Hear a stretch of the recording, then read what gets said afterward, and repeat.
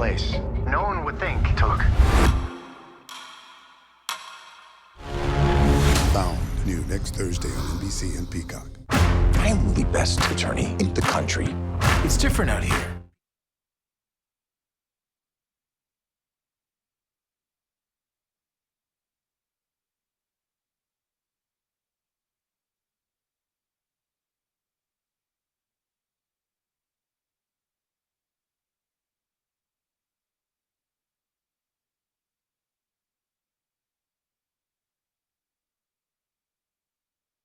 School districts have to submit their budgets for public input by March 15th. That's this Saturday. Some of the other operational sharing transportation pieces we feel pretty strongly about. School funding in question tonight at 10. The debate at the Iowa State House over how much money to give districts ahead of important deadlines. Plus, the Cedar Rapids School District announces its plans to address a budget shortfall, how it will impact staff, and the new effort underway to help the U.S. Postal Service streamline its operations. Live from News 7 KWWL, we've got you covered. This is KWWL News at 10. Well, we are expecting even warmer temps on the way tomorrow in eastern Iowa, but that also comes with the chance of some severe weather.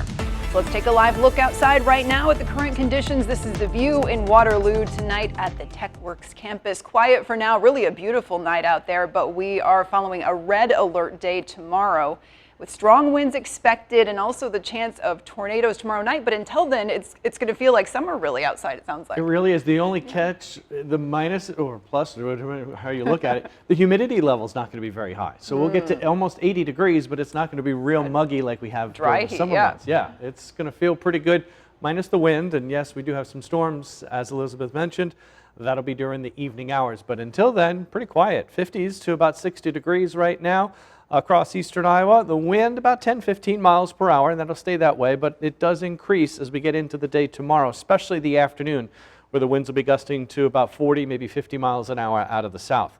That's the reason why there's a wind advisory in effect, and these are not thunderstorm-related winds. This is just general windy day, so an elevated fire danger across the area, dry vegetation still, warm temps, and those gusty winds, so please avoid any outdoor burning because those grass fires can get out of control pretty quickly here tomorrow.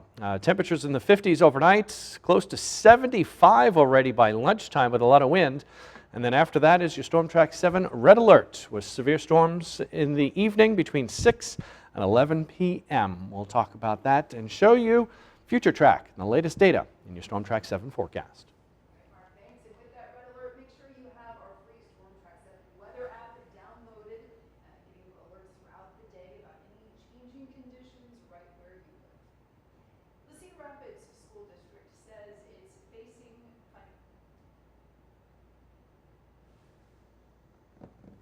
We're in break, I think.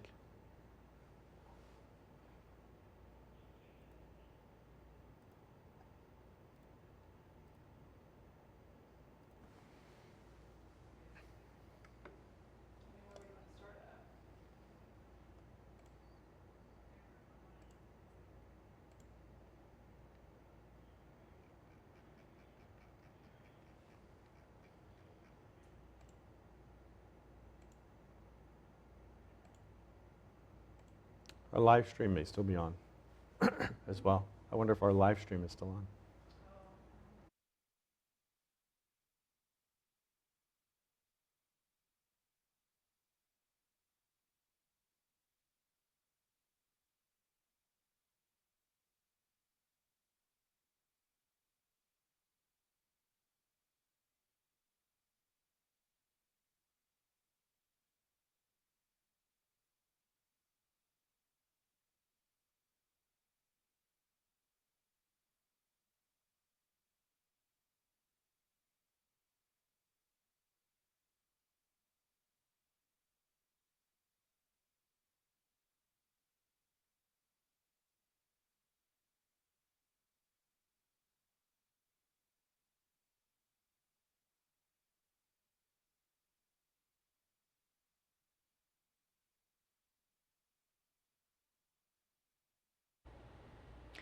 Welcome back to your news at 10, everyone. We are having some technical difficulties, but we will do our best to continue our newscast now.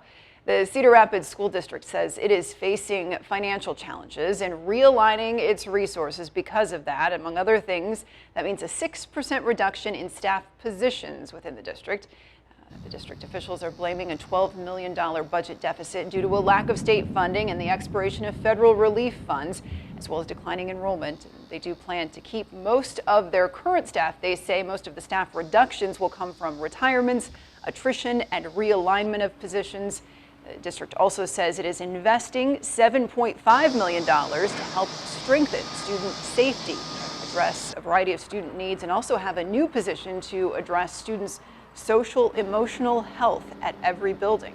Now, in a statement, the superintendent says, quote, "Our highest priority is providing every student with a high-quality education in a safe and supportive environment."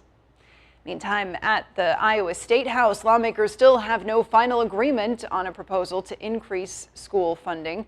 Public school funding has been a contentious debate for weeks there, but no compromise has been reached so far on a proposal.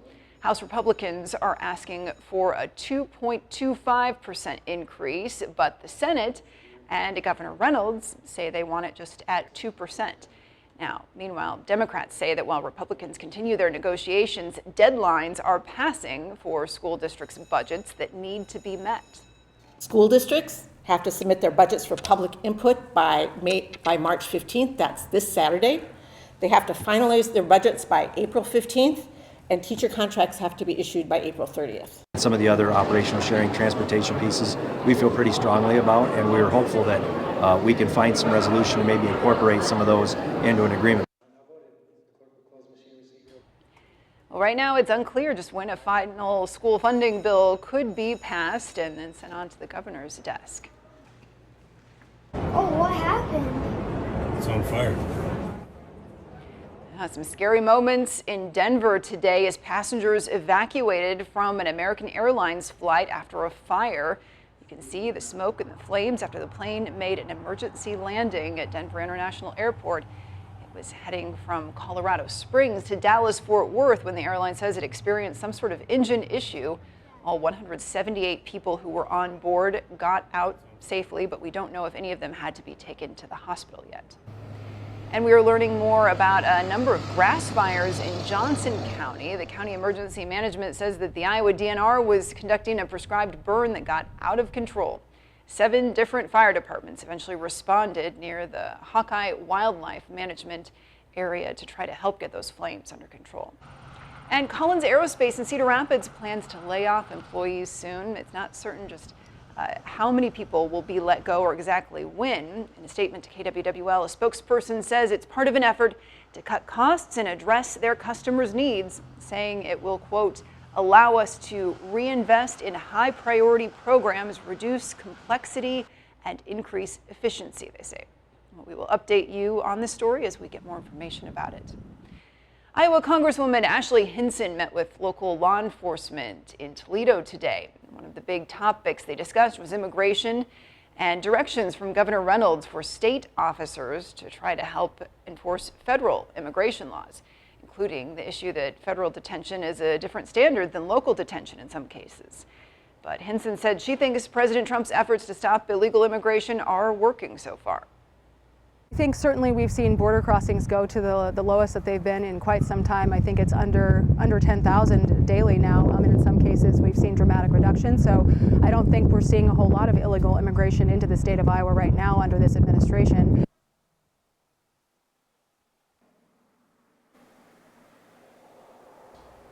Well, Hinson also spoke about DOGE, saying she's in favor of the current administration's efforts to cut down on wasteful government spending. And new at 10 now, the U.S. Postal Service has signed an agreement with DOGE to try to identify ways to streamline the Postal Service. The U.S. Postmaster General says the Department of Government Efficiency will address the agency's legislative mandates and regulatory requirements, working to improve their retirement assets and worker compensation programs. The Postal Service has had to cut about 30,000 employees in recent years due to financial instability, with another 10,000 being cut in the next 30 days. Well, Pope Francis remains in the hospital tonight as he's also being recognized for 12 years of service as the leader of the Catholic Church. The Pope has been battling pneumonia in both lungs for the past month now. Back in 2013, when he was first named Pope, the priest of the cathedral in Dubuque got to celebrate Mass with the Holy Father. Father Quint spent time with him in his private chapel thanks to a study program that he was part of at the time in Rome. He says that meeting has been his greatest honor. I quickly scribbled out my letter to the Holy Father and sent it to him, and within about a month I received a response that I was invited to concelebrate Mass with him in November of the fall of 2013. So of all the wonderful opportunities of that sabbatical time, really being able to concelebrate with him was the highlight. Father Quint says that there were only 30 people in attendance with the Pope that day. And the Vatican says Pope Francis is improving slightly, his condition's improving slightly with each passing day. Well, Bremer County is warning people about a missing bull that's on the run lately. The animal has been running loose the past 3 days and was last seen northwest of Waverly. Authorities are trying to locate the animal and identify its owner.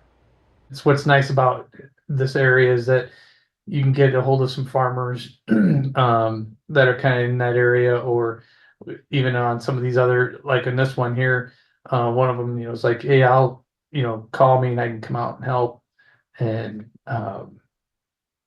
try to get it caught. Well, they're trying to round it up, and anyone with information is asked to give the Bremer County Sheriff's Office a call here at the number on your screen. Still ahead, the latest on an international tariff trade war and the companies that could be most impacted.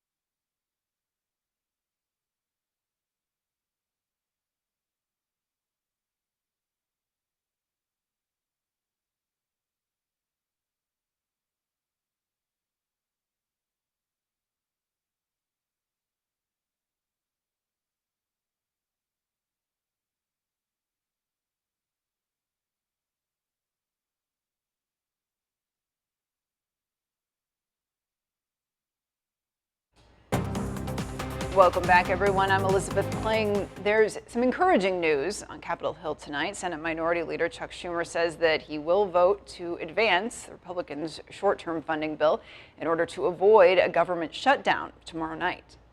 The only thing standing between us and keeping the government open is getting the Democrats in a place where they're willing to agree to vote on that. I believe it is my job to make the best choice for the country to minimize the harms to the American people. Well, Schumer says despite the bill being a partisan effort, he believes the chaos and lasting effects of a shutdown would be far worse for Americans. A vote in the Senate is expected tomorrow, and if the bill is passed, it would fund the government through September. Well, the Wall Street Journal is reporting that under President Trump's new tariffs against Canada on aluminum and steel, the Ford F-150 will be among the most impacted. America's most popular pickup truck is one of the biggest users of aluminum in the auto industry. Analysts say that it could increase the cost of the truck by about $400 per vehicle. And President Trump is also making threats of a 200% tariff on all alcohol imports from the European Union now, after they retaliated against the U.S. tariffs for steel and aluminum. Sherelle Hubbard has more on the brewing trade war. I'm not going to bend at all. President Donald Trump resolute. He says he's not bending on steel and aluminum tariffs, but car repair shops say you may have to. The main concern is seeing what the domino effect is going to be on the overall cost of price of parts. America's spirit industry also bracing for pain from the retaliatory tariffs. Trump said he could impose a 200% tariff on alcoholic beverages from the European Union after the EU imposed a 50% tariff on U.S. spirits like bourbon. In Canada, several retailers have taken U.S.-made beer, wine, and spirits off their shelves. This is a dumb trade war. It is utterly absurd, and we don't really understand why you would pick a fight with your best friend who has only ever been a really good partner to you. U.S. Commerce Secretary Howard Lutnick met with Ontario Premier Doug Ford and other Canadian officials Thursday evening. Just last week, Ford said his province was implementing a 25% tariff on electricity exports to 3 U.S. states and threatened to cut off Ontario energy exports to the U.S. After today's meeting, he said the temperature is being lowered and they agreed to more meetings. We want the best outcome for both countries. We're like a family. And sometimes there's tension between families. I'm Sherelle Hubbard reporting. Well, among the companies that could be hit hard by those retaliatory tariffs is Tesla. Their electric vehicles and lithium-ion batteries inside are hard to source in the U.S., company officials say. A U.S. trade representative says that the tariffs could hurt the company's operations. All right, a live look right now at the U.S. Capitol. Your storm track forecast is next.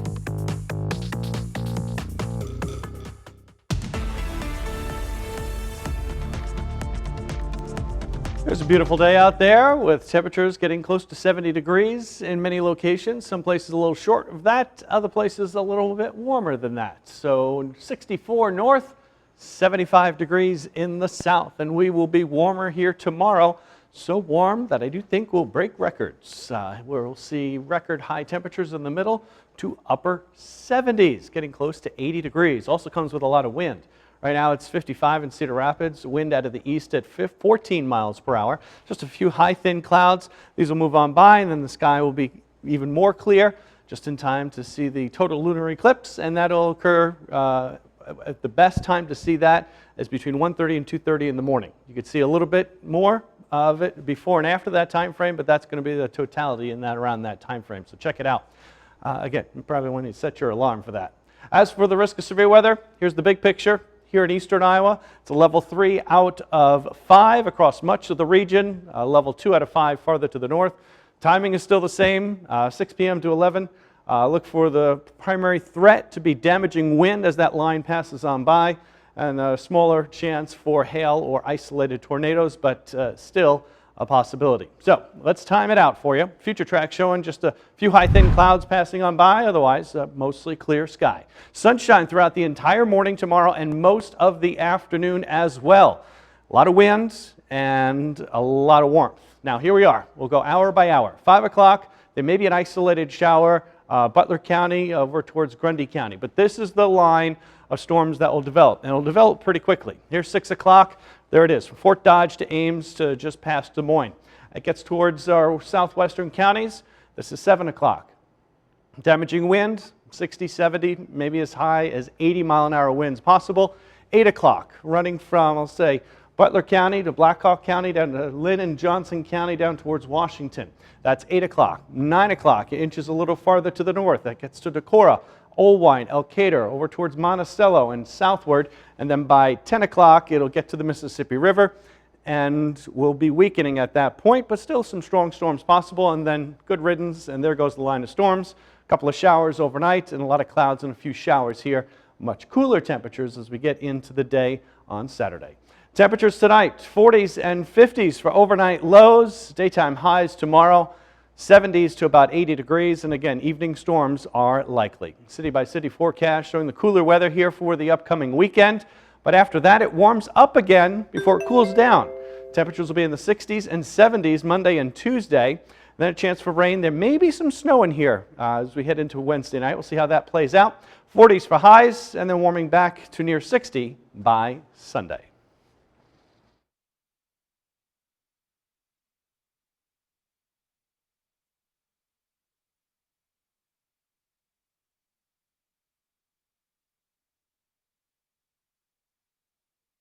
God, that's crazy. Testing 1, 2, 3. Big Ten tournament, second round, Iowa Hawkeyes. You know that Priest did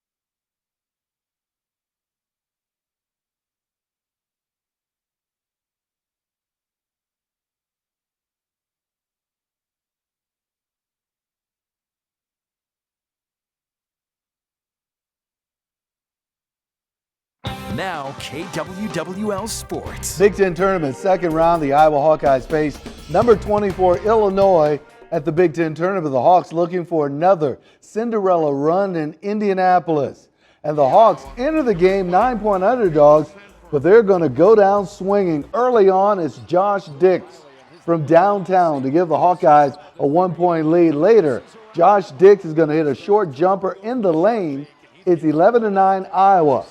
Head coach Fran McCaffery watching his team fight tonight. Peyton Sanford is going to pass to Drew Thelwell. He knocks down a three. Iowa leads it 24-21. And then Peyton Sanford starts to heat up. Sanford knocking down back-to-back trays to give the Hawkeyes a 32-29 lead. 7:24 left in the half. Later, a scramble leads to another Peyton Sanford three.